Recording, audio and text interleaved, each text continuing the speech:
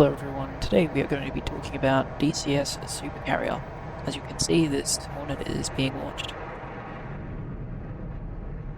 That's what we were about to do. So to get into it, let's get this plane started. Engine fire left.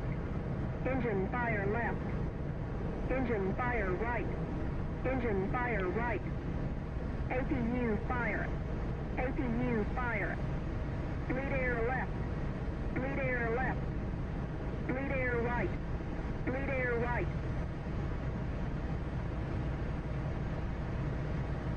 That was successful.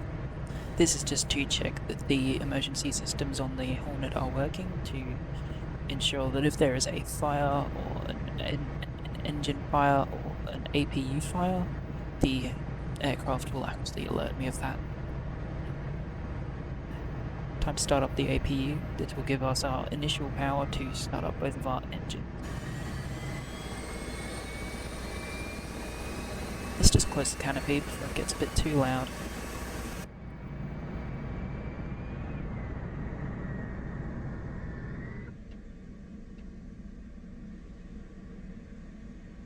Okay, our APU is ready. I'll crank the right engine here.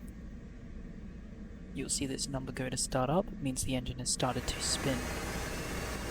Can't probably see it, but it is spinning. It goes, it's starting up now. And then we will get aircraft power.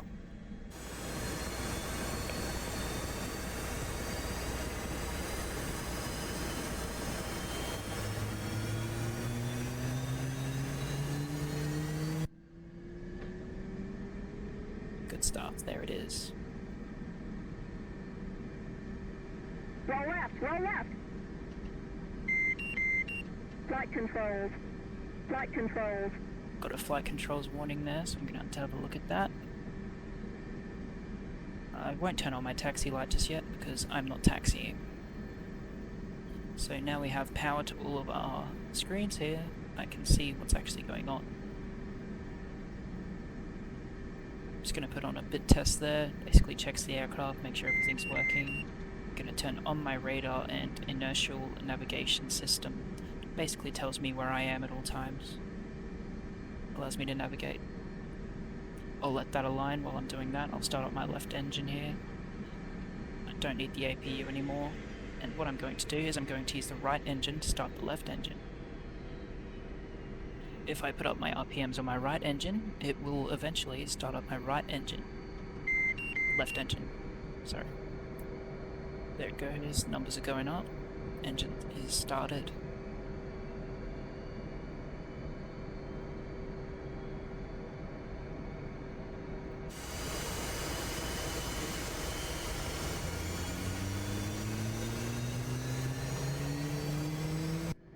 There it is, you can hear it started up there.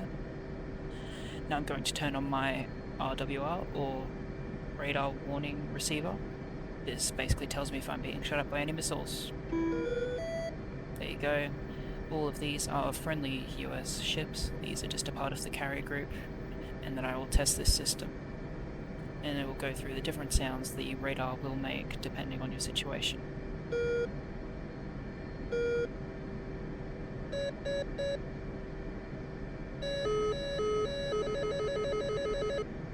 Okay, so that's all working. Those last two you really don't want to hear because it either means you're being locked or a missile has been fired at you. I'm going to turn on my onboard oxygen system, or OBOX. That allows me to breathe. I'm just going to turn on some lights so I can see. Put on my harness because I need it. And take off the wheel chocks. Chief, remove the wheel chocks. Copy. Wheel chocks There we are now go. removed. Make sure the parking brake's on so we don't roll away. That's all good. And my aircraft is now aligned, so I can turn it into navigation mode, and then in-flight alignment, which connects to GPS to continually check the INS is aligned. I'm going to unfold my wings before I start my taxi. There we go. Then I can check my flight controls, since I got a flight control warning as some of them are currently disabled. So to fix that, I will do a quick FCS reset. They're all now working, and before that I take off, I'll do a FCS bit test. This basically sees that all the control surfaces are working. It will go through all of their movements, it will move them up, down, left and right accordingly. I'll turn on my formation and position lights. These are these lights here at the front, the green ones. Allows you to use them as a guide when you're in formation, but doing that. And turn on the HMD here. Waypoint 3 at 5,000.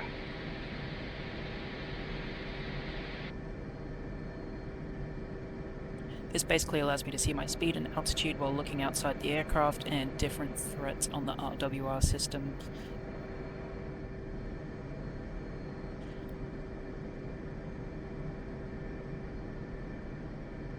Here's my FCS page. This is where I can see all my flight controls. They're all moving, but I'll check that before I take off anyway. Now I want to set my takeoff trim. And now my aircraft is pretty much ready for takeoff. So what I'm going to do is I'm going to turn on my taxi light, make sure my hook bypasses on carrier and just get us off, especially on this carrier. Put my eject arm in case I need to eject under any circumstances. Put on some anti-ice, it might get a bit cold up there. Save for my pilot, warm up the suit.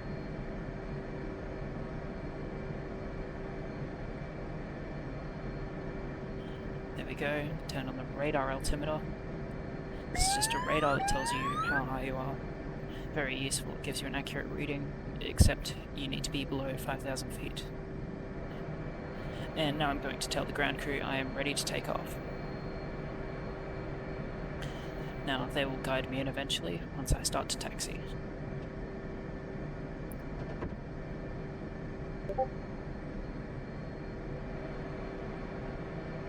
Just checking everything one last time. Everything is good.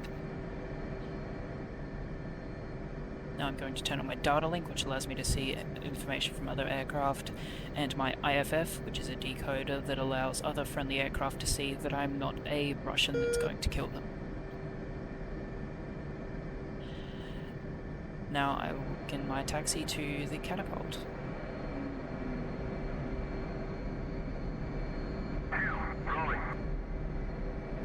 My flight member is also rolling now. There he goes. I should probably turn off my taxi light now so I don't blind the ground crew. And now this kind man here will guide me in with the yellow shirt.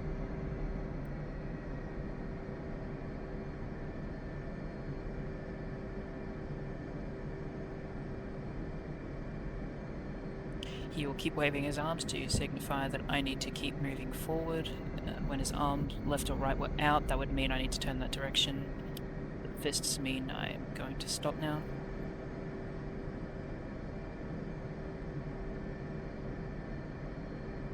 The elbow with his arm going out means to put out my launch bar, which I will.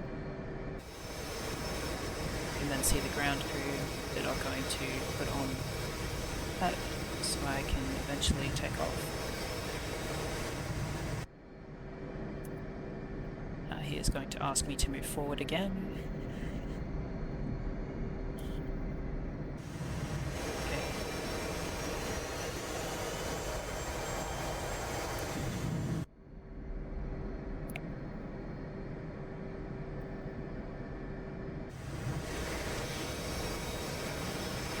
Now the jet blast deflector here has come up behind me. This prevents anyone getting blown over by my jet wash. This is the shooter. He is now signifying I am under his control, and he is now telling me to spool up my engines.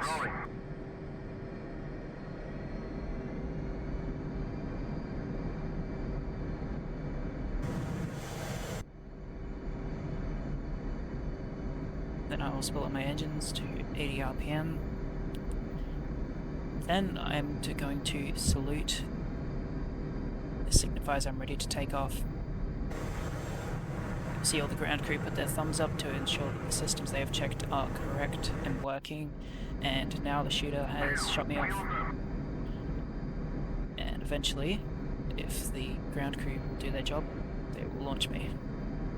He's asked for me to be shot, but it has not yet happened. There we go. Then I straight away put my gear, flaps up. Need to stay below 2,000 feet or 600 feet because there could be other aircraft in the carrier's pattern. So I'm going to rejoin with my flight member here.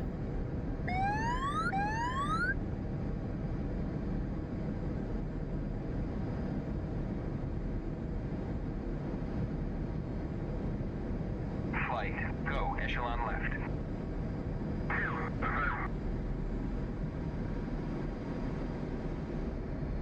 There you can see the carrier. And off we go to do whatever we need to do. By the looks of it, it's going to be bombing something, so we've got some GBUs on here.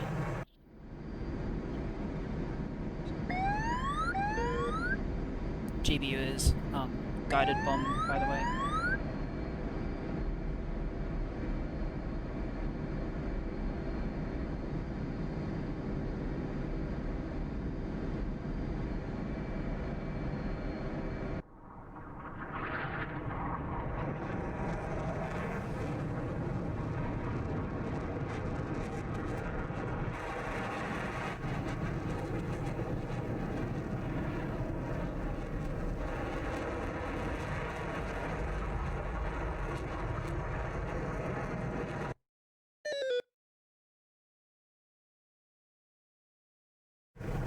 Here comes my flight mate. He's probably going to come up and rejoin on me soon. For some reason he has his hook down.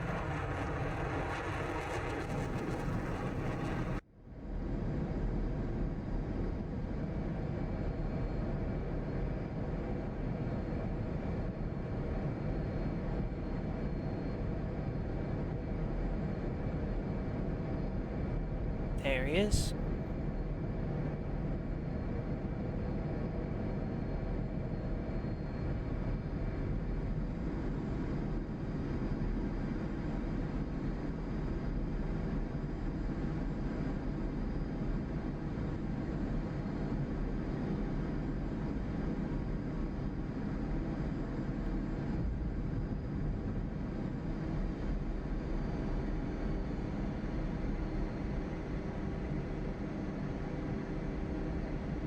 Just going to put the aircraft into autopilot here and watch my flight member join up on me.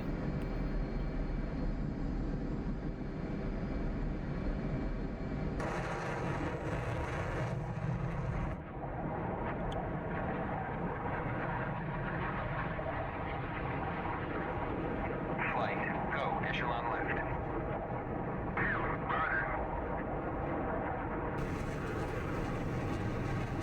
What is he doing? He's got his hook down. What the fuck? This guy should probably go back to the fighter pilot school. Anyway, that sums up the launch sequence for the DCS Supercarrier with the F-18C Hornet.